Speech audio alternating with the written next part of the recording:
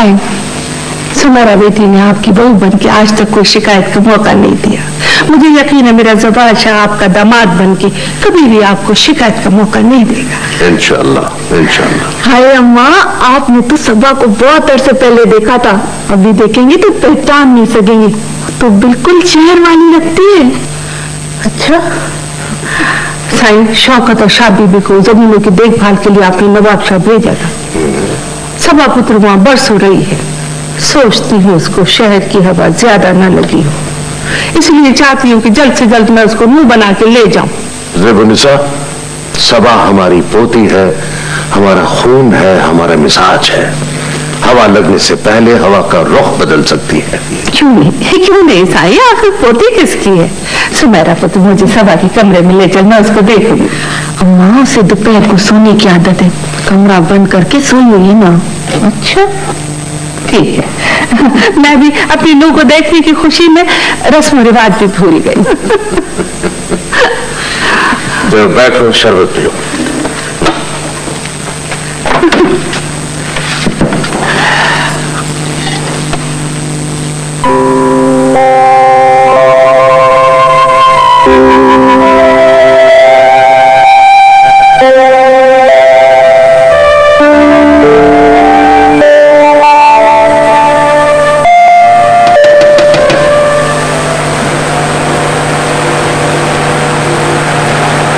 कौन है?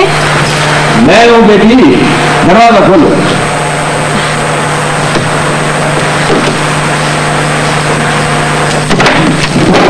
बाबा सिंह, आप आइए। खुला रहने दें बाबा सिंह। कैसे खुला रहने दूं? तुम्हारे पढ़े लिखे होने ने तो हमारे लिए मुसीबत खड़ी कर दी है। ये खेतों से आते वक्त दाखाने की तरफ चला गया था, उधर तुम्हारे नाम ये चिट्ठी आई हुई थी। अल्लाह की मां सिखाइए। बाहर आवाज आएगी, मेरी भाभी सुमेरा सुन लेगी, इसकी मां भी आई हुई है, शायद तुमसे मिलने आई है। मेरी समझ में नहीं आता कि तुम्हारे पढ़े लिखे होने वाली बात को मैं कैसे छुपाऊंगा। बाबा सिंह को जब पता चलेगा कि तुमने नवाब शाह में रहकर 12 जमातें पढ़ ली हैं, तो हवेली में वो तूफान खड़ा कर देंगे। हाय अम्मी, मैंने A+ मार्क्स दिए। क्या लिए? फर्स्ट डिवीजन से भी ऊपर। बाबा सिंह, प्रिंसिपल साहब ने मुझे ये खत लिखा है, मुबारकबाद दी है, बल्कि आगे पढ़ने का मशवरा भी दिया है। लो, वो लड़की, तुम्हारा दिमाग खराब हो गया है। हम तो इसी बात पर सहमे हुए हैं और तुम आगे पढ़ने की बात कर रही हो। बाबा, आप दास सिंह को समझाए ना कि मैं कुट्टी महरूनिसा की तरह कोई गुस्ताखी नहीं करूंगी। मैं उन्हें समझाऊंगा जब उन्हें पता चलेगा ना कि मैंने उनको बताए बगैर उनकी मर्जी के खिलाफ तुम्हें तालीम दिलाई है, तो वो मुझे महरूनिसा की तरह हवेली से निकालकर बाहर खड़ा कर देंगे। देखो बेटी, तुमने हमसे वादा किया था कि अपनी तालीम के बाद ये छुपाए रखोगी, अपने दादा साहब से भी पढ़ने लिखने की बात कभी नहीं बताओगी। मगर अम्मी, मेरे इतने अच्छे मार्क्स आए, मुझे मेडिकल में दाखिला मिल जाएगा, मैं डॉक्टर बन जाऊंगी। मैंने उनसे भी डॉक्टर नहीं बनी थी। चल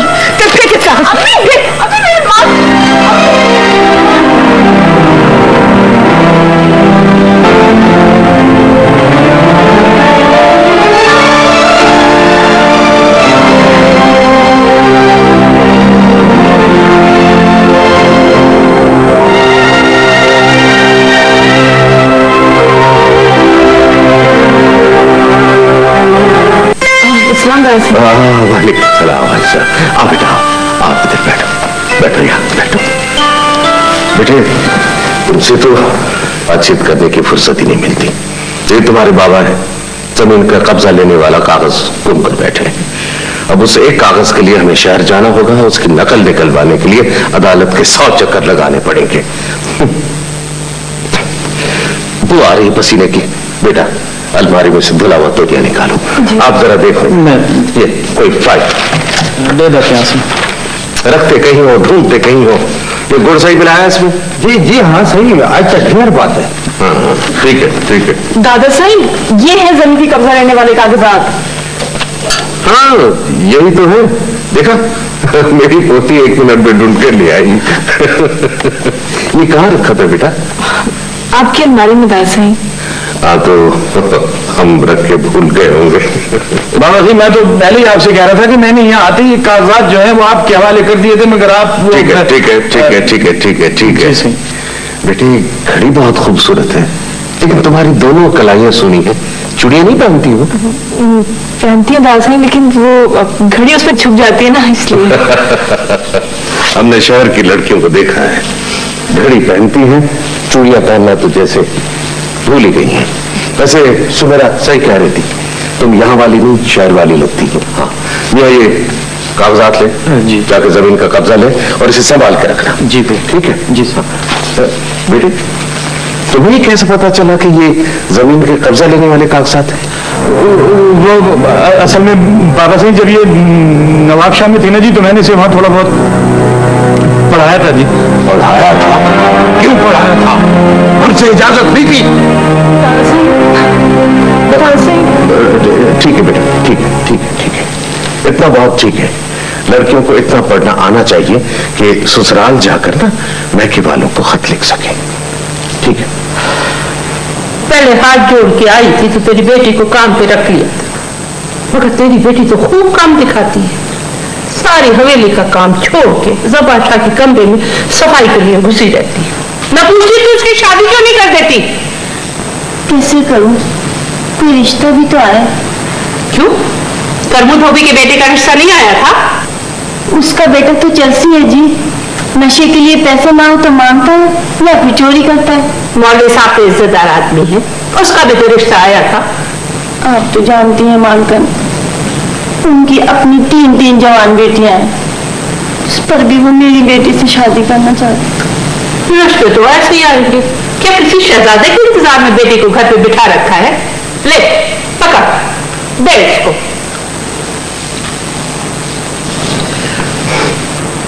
देख जेठा, मैं एक बार कहती हूँ, बार बार नहीं, अपनी बेटी को समझा ले।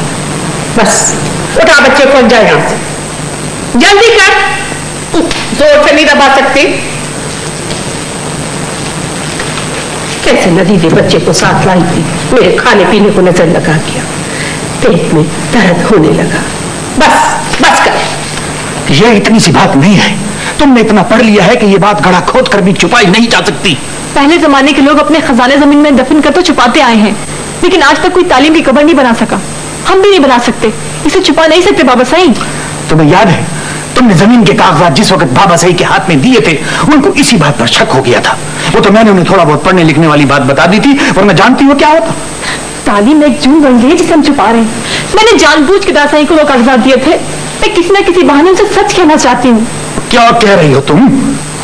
सबसे पहला सबक यही है कि सच को छुपाना नहीं चाहिए, और मैं अपने दादा साईं से सच बोलने का हौसला पैदा कर रही हूँ। वो तुम्हारा तो दिमाग खराब है।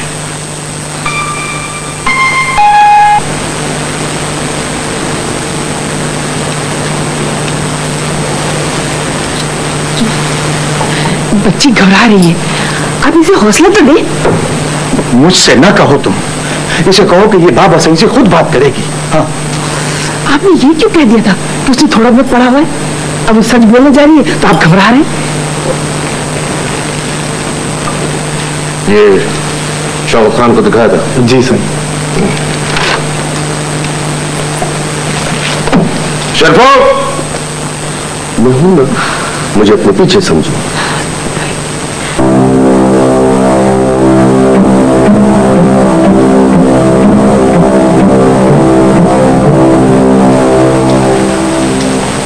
जी बाबा सिंह। ये क्या है? पानी है बाबा सिंह। तुम्हें नजर आ रहा है कि इसमें पानी है? बाबा सिंह, इसमें भी पानी था जी। जब तुम्हें यह नहीं मालूम कि तुम्हारे अपने गिलास में पानी है या नहीं, तुम्हें क्या हक मालूम होगा कि हमारे खेतों का पानी चुराया जा रहा है? अभी कमदार ने आके बताया कि रातों को हमारे खेतों का पानी चुराया जा रहा है। शहबाज खान को बुलाओ। शहबाज! जी दादा साहब। तुम दोनों बाप बेटे दिन रात क्या करते रहते हो? ये तरीका है जमीनों की देखभाल करने का? वो दादा साहब बात यह है कि बस, कमदार को कह देता हूं कि रात को तुम्हारा बिस्तरा ट्यूबवेल के पास लगेगा। अपनी बंदूक उठाओ, रात वहीं गुजारो और 4-6 कारिंदे अपने साथ ले जाओ। जी दादा साहब, मैं अभी रोटी खा के चला जाता हूँ। ठीक। सुनो दास जी, अरे सभा बेटी, आजा आजा आजा आजा, मेरे पास आओ, मेरे पास बैठो ना, बैठो मेरे पास। कोई तुम्हारे साथ तो बातचीत करने की फुर्सत ही नहीं मिलती। इसमें कसूर तुम्हारे बाप और भाई का है। थोड़ा सा हमारा बोझ हल्का करें काम का, तो हमें तुम्हारे साथ बैठ के बात करने का मौका मिले। वो दादा साहब, सभा भी आपसे कुछ कहना चाहती है। हमने तुमसे कुछ पूछा? पोती को दादा के साथ बातचीत करने के लिए तुम्हारी वकालत की जरूरत नहीं है। बेटी 100 झमेले हैं, ऊपर से इन दोनों की गैर जिम्मेदारियां, हमारा सर फटने लगता है, सर फटने लगता है बासों का। खैर दफा करो हमारी परेशानियां, छोड़ रहने दो। तुम बताओ, तुम क्या कहना चाहती हो? दास जी, फिर कभी आपको आराम करना चाहिए ना। देखा देखा, ये बेटियों की खासियत होती है, बाप दादा के आराम का ख्याल रखती है। जी बाबा, जीती रहो बेटी।